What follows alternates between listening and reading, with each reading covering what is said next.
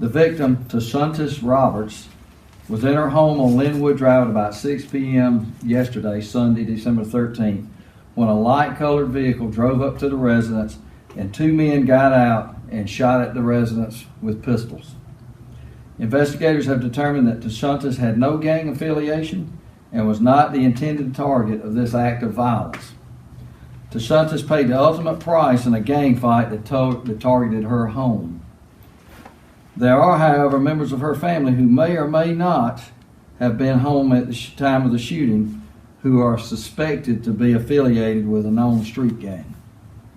Investigators from the Violent Crime Unit and the Gang Unit have worked relentlessly on this all through the night and all through the day to bring these perpetrators in and to identify who's responsible for this terrible crime. Crime scene investigators recovered more than 25 shell casings from the scene.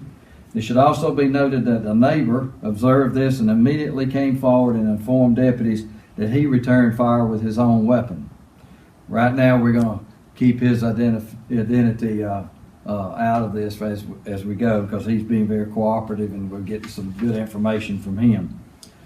Video evidence of the shooting has been captured, and as you saw here, we have just what we've been able to get right now. Randy, cut that light back on. Okay. And there you go.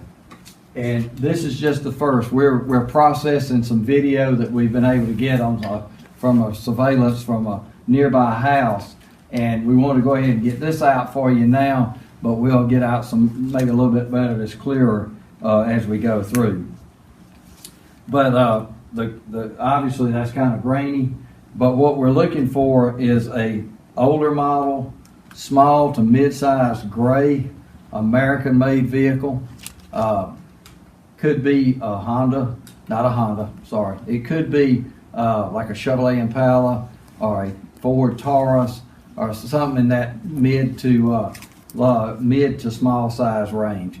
And it's, if anybody knows of a vehicle like this or has seen a vehicle like this, give us that information, because we'd rather know too much or have more information that we can go through and decide whether or not it's a part. And as we process some more of this video, we'll have maybe a little bit clearer picture to go by.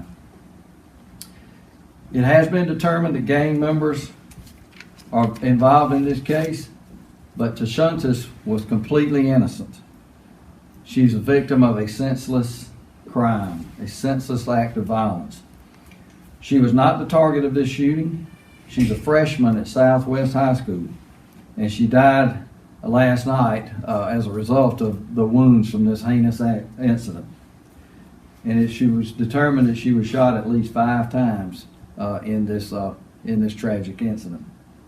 4 hours after Tashuntis' house was targeted, deputies responded to another drive-by shooting on Alfred Drive right around 11 o'clock. Investigators believe this shooting is directly related to the first one.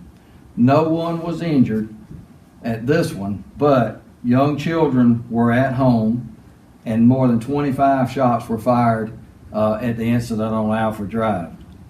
Bullets came close to hitting a 13-year-old, an 8-year-old, and an 8-month-old child in this incident on Alfred Drive.